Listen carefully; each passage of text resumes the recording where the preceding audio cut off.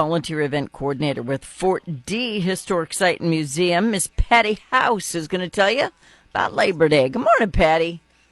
Good morning, Fawn. How are you? I am good, thank you. You're welcome. You get to come back every time you're doing something cool out there at the fort. I know, and we welcome this opportunity to invite people out for Labor Day. All right. Are we doing lots of stuff, reenactments? What all's going to be happening?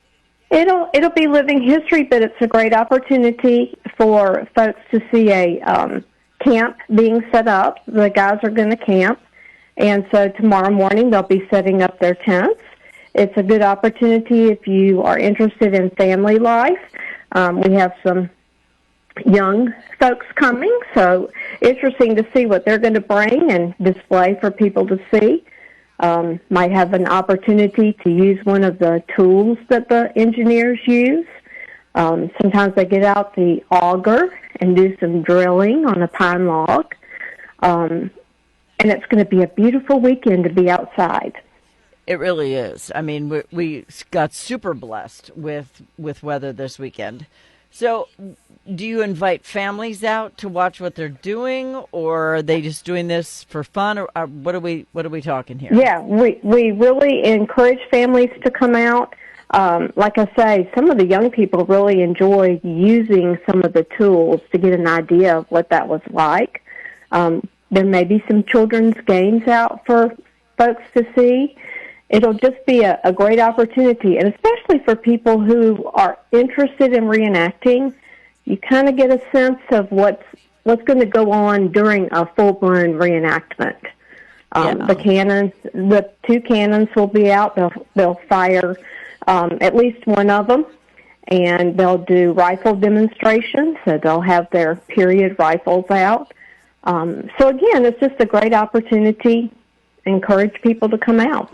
Yeah, every time you fire that cannon, a lot of people get online and say, "Did anybody hear that really loud boom? Does anybody know what that was? I don't know what that was." Like, oh, come on, man.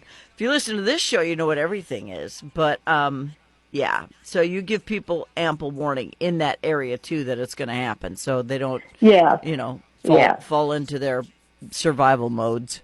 Yeah, most people in the neighborhood, I think, are used to us being there on the holidays. So it's an expected thing that we do. I mean, it's cool. It's very cool interesting. Too. It's very interesting, and it's only black powder being fired. We don't fire a projectile, and a lot of people say, "Well, where is that going to go?" Yeah, it's too bad. I have some targets for you if you really need them. All right, so. So these people are dressing in period clothing. They're, camping out, doing the thing. Where do you get this period clothing? There are vendors called, in the reenacting world, they're called sutlers, S-U-T-L-E-R. And sutlers traveled with the soldiers selling goods. And so you can, when you go to bigger reenactments, the sutlers will be set up and you can get gear there. They are also online. And you can order online and get these items.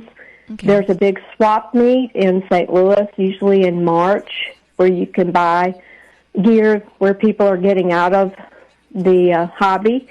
So there are opportunities to buy the gear. Yeah, and every time I have you on, somebody goes, "We already know how that war ended." Yes, we do. But you know what? It's part of history. People like to... It was just like playing cops and robbers or cowboys and Indians or dinosaurs and pterodactyls or whatever you played when you were a kid. It's exactly. A reenactment. It's fun to do, and these people are into it. Plus, it's part of our history. So, shush. I'm just saying. And my view is, I learn something new every time I'm there, either from a visitor or from a reenactor.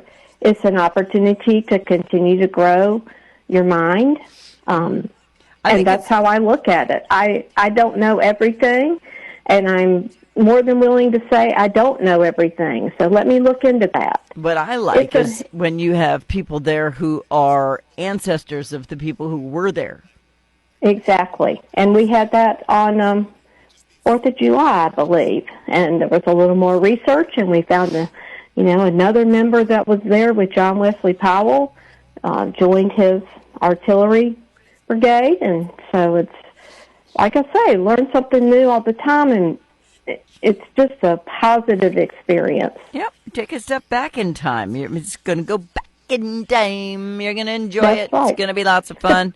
Everybody should at least know where Fort D is, what it stood for, and why it's there. Still to this day, one of the only ones left in the United States. We are lucky to still have this piece of history with us. A lot of people just see it and think it's just a bunch of dirt with a little castle on it. I'm like, no, it's really not. It's so much more than that. So get out to Fort D on Labor Day if you have time. What are the hours? Well, not just Labor Day, but the whole weekend. Yeah, Saturday, Sunday, Monday from 9 to 3. Okay. And they are going to be camping out there, so leave them alone while they're sleeping. That's right. Exactly. They will be camping. I hope that somebody's watching guard, though, because it's not the best neighborhood in the whole world. Well, they're aware. They're aware, and we always let the police know we're there for the weekend too. So, all right. We really haven't been bothered, and so we just go and try to share the message about what Cape was like during the Civil War. Yep, admission's free, and you can go check out Fort D. Will the building be open?